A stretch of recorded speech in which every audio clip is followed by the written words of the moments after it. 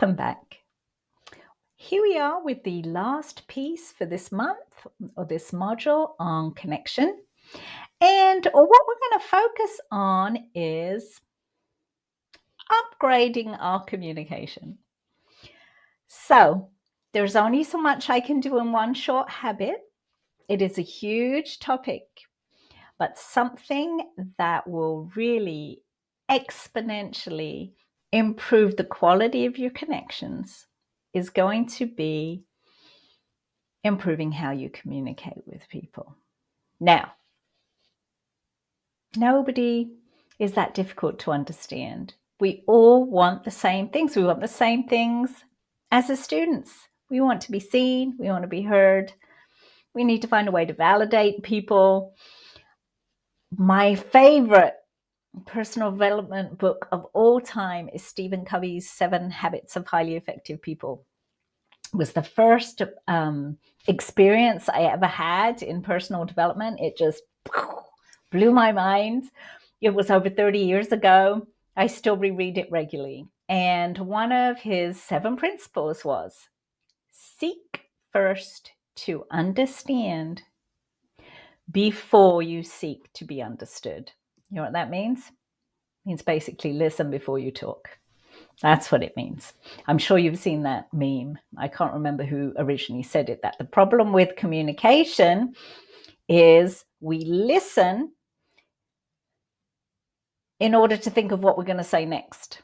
We're not listening to somebody in order to learn or understand them better a lot of the times. Think about it. Think about interactions with parents, especially if they're irate. Co-workers you might disagree with. When they're talking, we've kind of tuned them out because we're thinking about, what am I going to say? How am I going to counter that? So I have a strategy for taking a breath and having a positive communication style.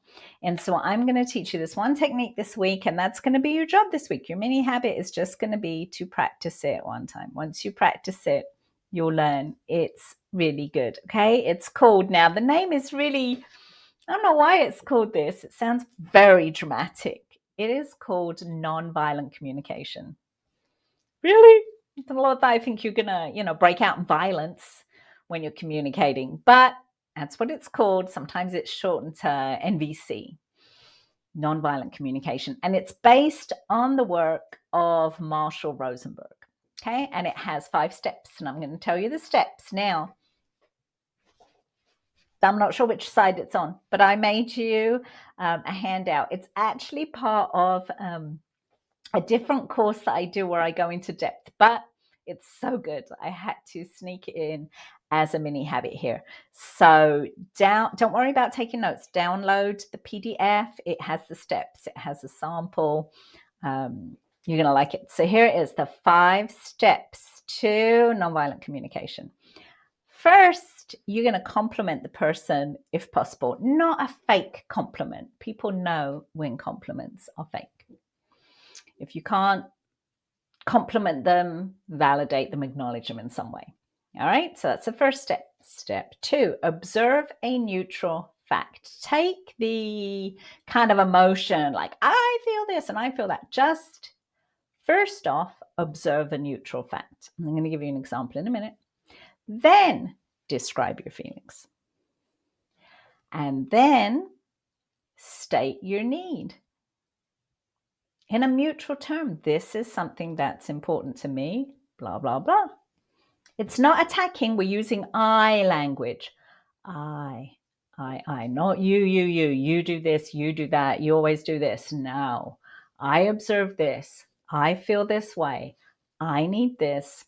And then step 5 is you make a request and try and gain consensus on it. Or even ask people, do you have a suggestion how we might resolve this? So the 5 steps: make a compliment, observe a neutral fact, describe your feelings, state your needs, make a request. Remember to use I language. Let me give you a sample. So this comes from another course I do on boundaries, which you had the abbreviated version in the back to school bonus if you had that. So let's say the example is that you know how precious our prep time is and how very often we don't get it, and then to have it stolen from us or just hijacked when somebody comes in and starts talking to us. And I'm not even talking like an admin who just comes and steals your time. I'm talking like your teaching bestie who just stands in the doorway and's like gonna share one little thing of gossip or say, how's your day going? And then before you know it, 25 minutes of your prep is gone. So I'm gonna give you this example.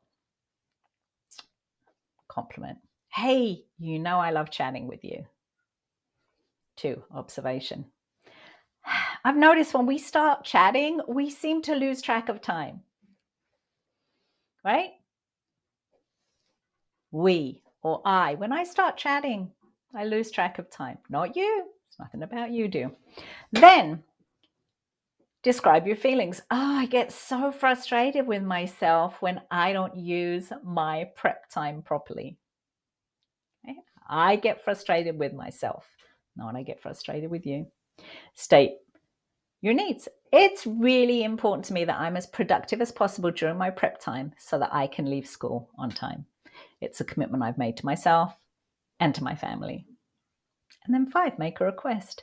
So what would you think about, instead of us casually popping in and chatting to each other where we lose track of time, why don't we make a standing date? Why don't we go for a walk every Wednesday lunchtime and just catch up? All right, see how that worked? See how I don't think anybody could be that disarmed at that, okay? Be upset. So again, print it out. That's the example I'm giving you there. There's so many examples. So for this week, try awesome technique to try with somebody in your home. If you don't want to try it with a coworker or a parent, but just keep it in mind. And even if you think, oh, that's a lot, 5 steps, just remember this: I statements. I feel, right? First, listen to understand.